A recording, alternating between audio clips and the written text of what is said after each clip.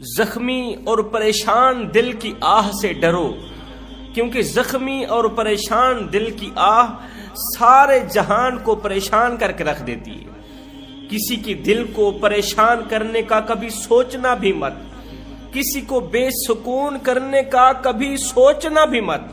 اگر ایسا کرو گے تو یاد رکھنا، کسی کا ہنستا بستا گھر اجاڑو گے تو یاد رکھنا، زندگی میں کبھی بھی تم سکھ کی سانس نہیں لے پاؤ گے۔ کسی کی زندگی اجیرن بنانے والوں، کسی کو پریشانیوں کی دلدل میں پھنسانے والوں، زندگی میں کبھی پھول کر کے بھی اگر ایسا کرو گے تو یاد رکھنا تمہاری زندگی میں سے سکون، چین و قرار کا جنازہ اٹھ جائے گا۔ تم ساری زندگی سکون کی سانس نہیں لے پاؤ گے۔ اور اگر تم کسی روتے ہوئے کو ایک پل کے لیے مسکرا دو، کسی روتے ہوئے دکھی انسان کو ایک پل کے لیے مسکرا دو، ایک پل کے لیے خوش کر دو، تو قسم خدا کی اس کی ایک مسکراہٹ کے صدقے اللہ تعالیٰ تمہاری نسلوں کو آباد کر کے رکھے، اللہ تعالیٰ تمہاری نسلوں کو آباد کر دے گا۔ کسی روتے ہوئے انسان کو ایک پل کے لیے مسکرا دینا، اس کی پریشانی دور کر دینا، اس کے دکھ بانٹنا، اس کے غم سننا، اس کے سینے کا بوجھ ہلکا کرنا، یہ میرے اللہ کا بہت ہی پسندیدہ عمل ہے۔ اور یاد رکھنا، غریبوں پر ظلم کرنے والا شخص، غریبوں کا حق مارنے والا شخص زندگی میں کبھی بھی اچھا وقت نہیں دیکھ سکتا۔ اس کی زندگی میں اللہ تعالیٰ کبھی بھی اچھا وقت نہیں لے کے آئے گا۔ وہ ہر وقت ہر گھڑی ساری زندگی پریشانیوں کی دلدل میں پھنسا ہی رہے گا۔ جو شخص اپنی طاقت کے بل پر، اپنی قوت کے بل پر، دبدبے کے بل پر غریبوں پر ظلم کرتا ہے، غریبوں پر وار کرتا ہے، وہ ایک شخص تھا اپنی طاقت کے بل پر، قوت کے بل پر وہ کمزور اور غریب لوگوں سے سستے داموں سے لکڑیاں خرید لیتا، پھر بازار میں جا کر مہنگے داموں میں بیچتا اور بڑا نفع کماتا۔ اپنی طاقت کے بل پر غریبوں سے سستے داموں سے لکڑیاں خریدتا، بازار میں جا کر مہنگے داموں میں بیچتا اور بڑا نفع کماتا تھا۔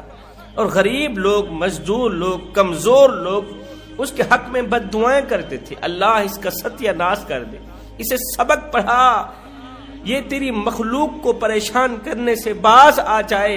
دولت کے نشے نے اسے اس طرح گناہوں کی دلدل میں پھنسایا، اس طرح گناہوں کی دلدل میں پھنسایا کہ باہر نکلنے کو کوئی راستہ ہی نہ رہا، باہر نکلنے کے راستے بند ہو گئے۔ ایک دن ایک اللہ والا اس ظالم شخص کے پاس آیا، کہنے لگا، او ظالم، تو کاٹتا ہے کیا تو سانپ ہے؟ تو ڈستا ہے کیا تو بچھو ہے؟ اور کیا تو الو ہے جہاں بیٹھتا ہے تباہی پھیر دیتا ہے، ویرانی پھیر دیتا ہے؟ اور اللہ کے عذاب سے ڈر۔ اللہ تعالیٰ جب پکڑتا ہے نا تو پھر اگلی پچھلی برابر ہی کر دیتا ہے۔ اللہ تعالیٰ نے تجھے طاقت ہی کیا دی، تجھے قوت ہی کیا دی، تو اپنی اوقات بھول بیٹھا۔ قبرستان میں جا چکر لگا کیا، تیرے جیسے لاکھوں طاقتور لوگ مٹی کا ڈھیر بنے پڑے، ان کے موٹے تازے بدن، طاقتور بدن خاک میں مل گئے، ان کا زور آور قد مٹی کا رزق بن گیا، ان کی ہڈیاں گل گئیں، ان کا شہرت یافتہ نام مردوں میں تبدیل کر دیا گیا، ان کا خوبصورت مکان قبر میں بدل دیا گیا، ان کا لٹھے کا سوٹ کفن میں تبدیل کر دیا گیا۔ اور تو کس باغ کی مولی ہے؟ اللہ کے عذاب سے کیوں نہیں ڈرتا؟ تو غریبوں پر کیوں ظلم کے پہاڑ کڑکا رہا ہے؟ اس نے کہا، جا جا او اللہ والے، 2 ٹکے کے فقیر، جا یہاں سے دفع ہو جا، تیری نصیحت مجھ پر کچھ اثر نہیں کرنے والی ہے۔ دولت کے نشے نے اسے اس قدر اندھا دھند کر دیا، اس قدر اس کی آنکھوں پر غفلت کا پردہ چڑھایا۔ دولت کی ہوس نے اسے کہا کہ کیوں نہ اپنا گھر بار سب کچھ بیچ کر غریبوں سے، کمزور لوگوں سے سستے داموں سے لکڑیاں ایک بار اکٹھی خرید لے، پھر صبح شہر جا کر بیچنا، ایک ہی دن میں تو مالا مال بن جائے گا، ایک ہی دن میں تو امیر ترین بن جائے گا۔ شیطان نے اسے اس طرح کا مشورہ دیا، اور وہ ظالم انسان شیطان کے شکنجے میں آ کر اس نے اپنا گھر بار بیچ ڈالا، ہر قیمتی چیز بیچ ڈالی، پورا دن غریبوں سے اپنی طاقت کے بل پر، قوت کے بل پر سستے داموں سے لکڑیاں خریدتا رہا، پورا دن اکٹھی کرتا رہا۔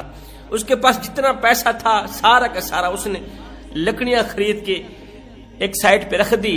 جب رات کا دوسرا پہر آیا، دوسرے دن کا انتظار کرنے لگا کہ صبح کا سورج طلوع ہوتے ہی میں یہ لکڑیاں بیچ دوں گا اور میں ایک ہی دن میں مالا مال بن جاؤں گا، میں امیر ترین بن جاؤں گا، لوگ میری امیری پر رشک کریں گے۔ لیکن وہ نادان نہیں جانتا تھا کہ اللہ کا ترازو تو انصاف ہی تولتا ہے، وہ رب کبھی دے کر آزماتا ہے اور کبھی لے کر آزماتا ہے۔ صبح کے سورج کے طلوع ہونے کا انتظار کرنے لگا۔ رات کا دوسرا پہر تھا کہ اچانک اس کی لکڑیوں کو آگ لگ گئی۔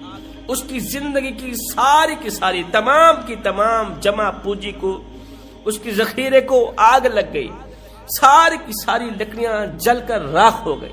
ہائے، پھولوں کے بستر پہ سونے والا شخص دوسرے دن صبح سویرے خاک کے بستر پر سویا ہوا تھا، خاک کے بستر پر لیٹا ہوا تھا اور سر پیٹ رہا تھا، ہائے اللہ میرے ساتھ کیا ہو گیا، نہ جانے کس نے میری لکڑیوں کو آگ لگائی۔ کہنے لگا پتہ نہیں کہاں سے آگ آئی ہے، میرا سارا کا سارا ذخیرہ جلا کر راکھ کر دیا۔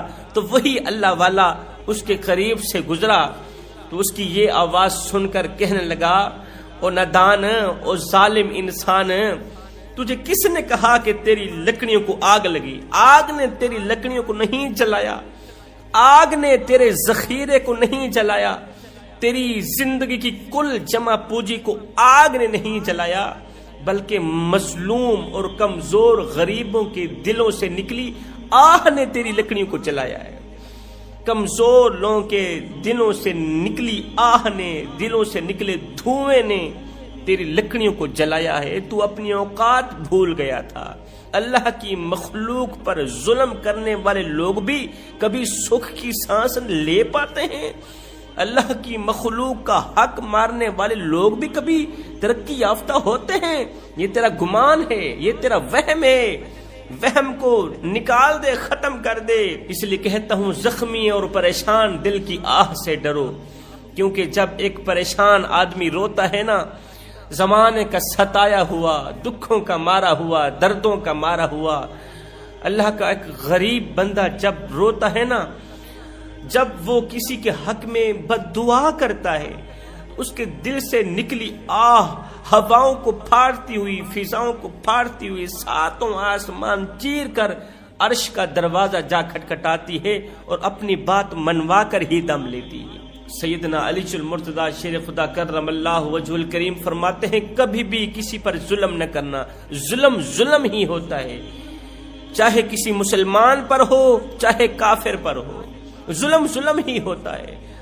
اگر کافر کو بے تکا مارو گے، غیر مذہب کو اگر بے تکا مارو گے، اپنے نفس کی وجہ سے، غصے کی وجہ سے اگر غیر مذہب کو بھی مارو گے تو اس کی بھی سزا تمہیں بھگتنی پڑے گی، اس لیے کہ اللہ کا ترازو صرف انصاف ہی تولتا ہے۔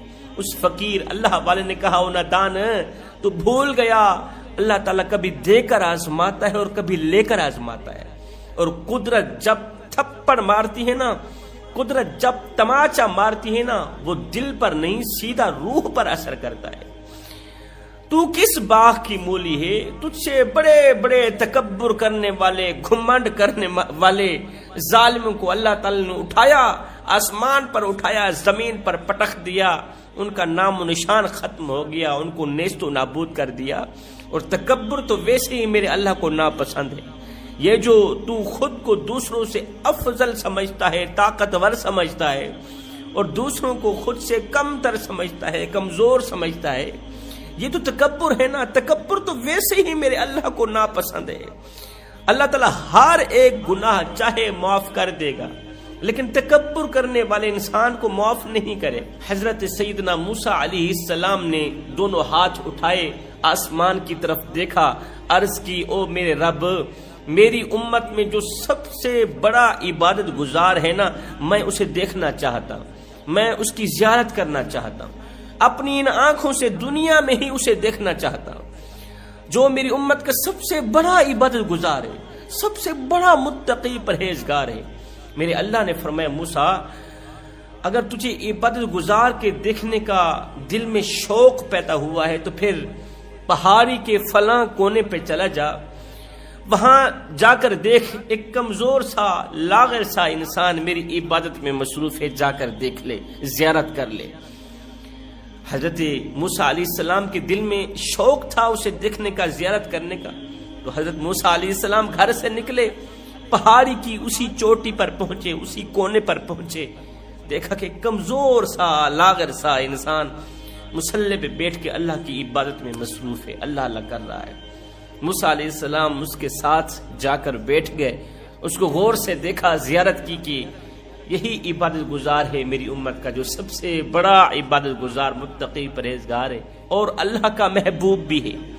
حضرت موسیٰ علیہ السلام نے اسے کہا اے بندہ خدا، زندگی میں تو نے کبھی کوئی خواہش بھی کی ہے؟ تیرے دل میں کبھی کوئی خواہش پیدا ہوئی ہو، کوئی چیز کھانے کی، کسی کو دیکھنے کی، کسی چیز کا شوق پیدا ہوا ہو؟ تو اس عبادت گزار نے کہا دو شوق میرے دل میں ہیں۔ پہلا شوق کہ میں حضرت موسیٰ علیہ السلام کو دیکھنا چاہتا ہوں، دو خواہشیں میں نے دل میں رکھی ہوئی۔ پہلی خواہش میں موسیٰ علیہ السلام کو دیکھنا چاہتا ہوں، موسیٰ کی زیارت کرنا چاہتا ہوں۔ دوسری خواہش میرا دل انار کھانے کو کرتا ہے، انار کھانا چاہتا ہوں۔ اگر آپ مجھے انار دے دیں تو آپ کا احسان ہوگا مجھ پر۔ اللہ کے نبی نے فرمایا تیری پہلی خواہش تو پوری ہو گئی۔ پہلی خواہش یہ ہے کہ میں موسیٰ ہوں، تیرا پہلا شوق پورا ہوا، تو نے موسیٰ کو دیکھ لیا، موسیٰ تیرے دروازے پر آیا تجھے زیارت کروانے کے لیے، تیرا شوق پورا کرنے کے لیے، تیری خواہش پوری کرنے کے لیے میں چل کر تیری چوکھٹ پر آیا، تیری ایک خواہش تو پوری ہوگی، دوسری خواہش بھی میں پوری کرنے چلا ہوں۔ حضرت موسیٰ علیہ السلام پہاڑ سے نیچے اترے انار تلاش کرنے کے لیے۔ اس نے انگور کا کہا یا انار کا کہا، ان دونوں چیزوں میں سے ایک کا اظہار کیا کہ میں وہ کھا لوں تو میری خواہش پوری ہو جائے۔ موسیٰ علیہ السلام پہاڑی سے نیچے اترے، انار تلاش کرتے رہے، کافی دیر گزر گئی، خیر انار مل ہی گیا۔ انار لے کر دوڑتے ہوئے حضرت موسیٰ علیہ السلام جب پہاڑی کی چوٹی پر پہنچے، اسی مقام پر پہنچے تو دیکھ کر ایک دم آپ رونے لگے، زارو قطار رونے لگے۔ اللہ یہ تو نے کیا کر دیا میرے مالک؟ آپ نے دیکھا کہ اس عبادت گزار کی لاش کو کتے بلے کھا رہے ہیں، وہ عبادت گزار مر گیا ہے، جنگلی جانور اس کی لاش کو کھا رہے ہیں، کھا گئے ہیں، ہڈیاں وغیرہ بچی ہوئی ہیں۔ موسیٰ علیہ السلام نے جب اسے اس حال میں دیکھا ایک دم زارو قطار رونے لگے۔ اللہ تو نے اپنے محبوب بندے کے ساتھ اس طرح کیوں کیا؟ اللہ مجھے بتا تو صحیح، آخر تیرے نیک متقی پرہیزگار نمازی انسان نے ایسا کون سا گناہ کیا تھا جو تجھے ناپسند آیا، جو تجھے پسند نہیں آیا، جس گناہ نے تیرے غضب کو دعوت دی، تیرے غصے کو دعوت دی، اور تو نے اسے تباہ و برباد کر دیا، اس کا ستیہ ناش کر دیا۔ میرے اللہ نے فرمایا موسیٰ اس نے گناہ ایک ہی کیا، اس کے دل میں شوق پیدا ہوا تھا کہ میں موسیٰ کو دیکھوں۔ میں نے کہا میرے بندے تو بندہ میرا ہے، تیرے دل میں شوق پیدا ہوا ہے تو پھر تجھے موسیٰ کے پاس جانے کی ضرورت نہیں ہے، میں موسیٰ کو ہی تیرے دروازے پر بلاتا ہوں۔ موسیٰ چل کر آئے گا، موسیٰ چل کر آئے گا تجھے زیارت کروانے کے لیے، چل کر آئے گا تیری خواہش پوری کرنے کے لیے۔ لیکن ایک دم اس کے اندر انار کھانے کا شوق پیدا ہوا، انار کھانے کی خواہش پیدا ہوئی۔ جس طرح اس نے موسیٰ کی زیارت مجھ سے مانگی تھی اور میں نے اسے کروائی بھی تھی، اسی طرح اس نے انار کھانے کی خواہش میرے سامنے ظاہر کیوں نہ کی، اس نے مجھ سے انار کیوں نہ مانگا؟ موسیٰ بندہ میرا ہو انار تجھ سے مانگے، بندہ میرا ہو مانگے تجھ سے کیوں جی؟ میں رب کو نیند آ گئی ہے، میں رب مر گیا ہوں، میں رب نہیں رہا، کیا مجھے نیند آ جاتی ہے؟ کیا میں نیند میں تھا، سویا ہوا تھا؟ اس نے تیرے آگے اپنی خواہش کا اظہار کیا، اس نے انار مجھ سے کیوں نہیں مانگا؟ ہائے ہائے، جو اس نے کسی غیر سے مانگا ہے نا، اس کے گناہ کی سزا اسے یہ ملی ہے کہ میں نے اس کی تمام عبادات کو اس کے منہ پہ مار کے رکھ دیا کہ اس نے انار میں رب سے کیوں نہیں مانگا۔ اللہ اکبر، موسیٰ علیہ السلام نے عرض کی یا باری تعالیٰ اس سے بڑا بھی کوئی گناہ ہے؟ میرے اللہ نے فرمایا اس سے بڑا گناہ خود کو دوسروں سے افضل سمجھنا اور میری مخلوق کو خود سے کم تر سمجھنا، یہ بہت بڑا گناہ ہے۔ مطلب کہ تکبر کرنا بہت بڑا گناہ۔ انسان کمزور پیدا ہوتا ہے مگر طاقتور ہوتے ہی خود کو خدا سمجھنے لگ جاتا۔ ہاں کمزور پیدا ہوتا ہے مگر 4 دن کی مہلت پا کر حضرت انسان اپنی اوقات بھول جاتا ہے۔ جب انسان اپنی اوقات بھول جاتا ہے نا پھر اسے اتنا پتہ بھی نہیں رہتا کہ مٹی کا کھلونا جیت جی تو بہت شور مچاتا ہے لیکن جب مرتا ہے تو مر ہی جاتا ہے۔ اے حضرت انسان تیرے غرور کی اوقات تو بس اتنی سی ہے کہ جب تو دنیا میں آیا تھا تو لوگوں نے ہی تیرے ننگے وجود کو ڈھانپا تھا اور جب تو دنیا سے گیا تھا مرا تھا تو لوگوں نے ہی تیرے ننگے وجود کو ڈھانپ کر تجھے رخصت کیا تھا۔ بتا تو صحیح تو غرور کس بات کا کرتا ہے؟ تو یہ تکبر کرنا بہت بڑا گناہ ہے۔ اللہ کی مخلوق پر ظلم کرنا بہت بڑا گناہ ہے۔ لوٹ مار کرنا، کسی کو دھوکہ دینا، فریب میں ڈالنا، ان گناہوں سے جلد از جلد توبہ کر لو، توبہ کر لو، معلوم نہیں پھر فرصت ملے نہ ملے۔